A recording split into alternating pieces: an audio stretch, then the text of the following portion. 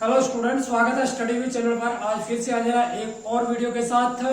आज की वीडियो बहुत ही इंफॉर्मेटिव रहने वाली है, तो बने रहिए हमारे साथ वीडियो में। तो जैसे कल का टॉपिक चल रहा था लॉजिकल वेन डायग्राम का, तार्किक वेन आरेख का, उसी को कंटिन्यू आगे करते हैं। तो कल जैसे मैंने आपको बताया था,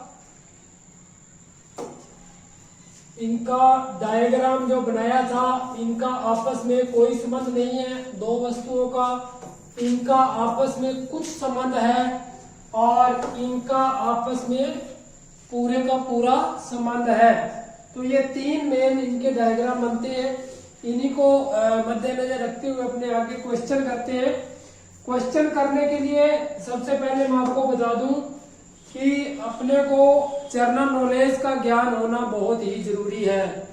थोड़ा इनके बारे में ज्ञान होना बहुत ही जरूरी है कि किस चीज के बारे में पूछा गया है, वो क्या हो सकती है, क्या एक चीज से दूसरी चीज से संबंध हो सकता है, एक चीज का दूसरी चीज से क्या संबंध हो सकता है।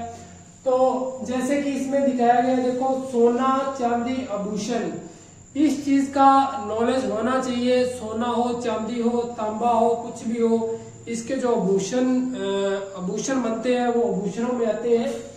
तो जैसे कि डायग्राम की अगर मैं बात करूं तो डायग्राम सोना चांदी आभूषण, अब है ये दोनों आभूषण ही है, तो आभूषण का डायग्राम पहले बनेगा।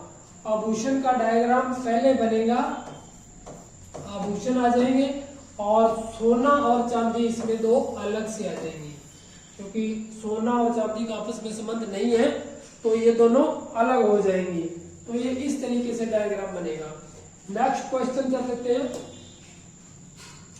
जैसे शेर, मांसाहारी और बाघ। अब इसमें अपने को पता होना चाहिए कि मांसाहारी कौन सा जीव है, कौन सा जीव नहीं है। हो सकता है यहाँ पे कोई और चीज दे दे, वो जैसे गाय दे दे, बकरी दे दे, भेड़ दे दे। तो इस चीज का अपने को पता होना चाहिए कि कौन सा मांसाहारी है, कौन सा शाकाहारी है। जैसे कि शेर, मांसाहारी, बाघ, तो सबसे पहले इसने मांसाहारी का पूछा है, तो डायग्राम बनाएंगे मांसाहारी। ये मांसाहारी का डायग्राम बन गया। और अब है शेर और बाघ। अपने को पता है कि जो शेर और बाघ ये दोनों मांसाहारी हैं, तो ये दोनों इसके अंदर आ जाएंगे, ये दोनों इसके अंदर आ जाएंगे। तो इस चीज का थोड़ा नॉलेज अपने को होना चाहिए। और आगे देख लेते हैं, जैसे पक्षी, चमगादड़ और बिल्ली। ये थोड़ा सा ध्यान से करने वाला क्वेश्चन है। जैसे कुछ लोगों के दिमाग में आता होगा कि ये जैसे पक्षी हो गया और इसमें चमगादड़ आ जाएगा और बिल्ली अलग से आ जाएगा, इस तरीके से दिमाग में आ रहा होगा। लेकिन ये इस तरीके से नहीं होगा, क्योंकि पक्षियों में भी अलग अलग तरह के पक्षी होते हैं। कुछ मैमल्स होते हैं, कुछ नॉन मैमल्स होते हैं। तो ये जो पक्षी है चमगादड़, ये मैमल्स है, यानी कि स्तनधारी है। तो स्तनधारी अगर ये पक्षी है तो इसका अलग से डायग्राम किस तरीके से बनेगा वो मैं आपको बता देता हूं। जैसे ये आ गया पक्षी, पक्षी आ गया, और ये इसका अलग से डायग्राम बनेगा चमगादड़ का, चमगादड़, और ये अलग से बनेगा बिल्ली का।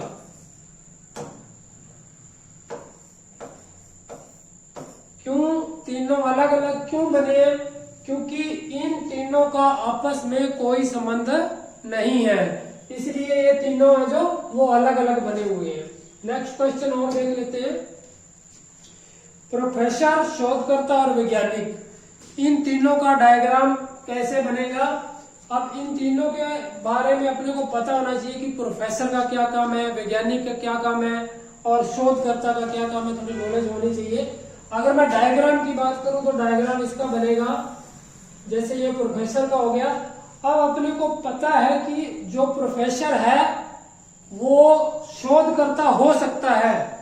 अगर मैं अलग बना दूं तो शोधकर्ता अलग हो जाएगा, लेकिन हो भी सकता है प्रोफेसर शोधकर्ता हो भी सकता है। तो मतलब कर लेते हैं कि कुछ प्रोफेसर जो है वो शोधकर्ता हो सकते हैं और कुछ नहीं हो सकते। जरूरी तो नहीं सारे ही हो सकते हैं, कुछ हो सकते हैं और कुछ नहीं भी हो सकते। तो ये इस तरीके से बनेगा, ये हो गया प्रोफेसर और ये हो गया शोधकर्ता, ये हो गया प्रोफेसर और ये हो गया शोधकर्ता। कुछ प्रोफेसर शोधकर्ता है और कुछ शोधकर्ता प्रोफेसर है। तीसरे नंबर पे आ गया वैज्ञानिक। वैज्ञानिक को किस तरीके से बनाएंगे? कुछ वैज्ञानिक शोधकर्ता है और कुछ शोधकर्ता वैज्ञानिक है, कुछ प्रोफेसर वैज्ञानिक है, कुछ प्रोफेसर वैज्ञानिक नहीं है। तो ये आ गया वैज्ञानिक का। तो ये तीनों इस तरीके से बन जाएंगे आपस में, तीनों आपस में संबंधित रहेंगे, एक दूसरे से संबंधित रहेंगे। तो ये थे वेन डायग्राम के क्वेश्चन। और वेन डायग्राम के अंदर एक डाटा का और डाटा डायग्राम और आता है, वो अपने कल पढ़ाने वाले हैं आपको। तो चैनल को कर लीजिए सब्सक्राइब, अगर चैनल को नहीं सब्सक्राइब किया है तो वीडियो को कर दीजिए लाइक। मिलते हैं किसी नए वीडियो में, तब तक के लिए धन्यवाद।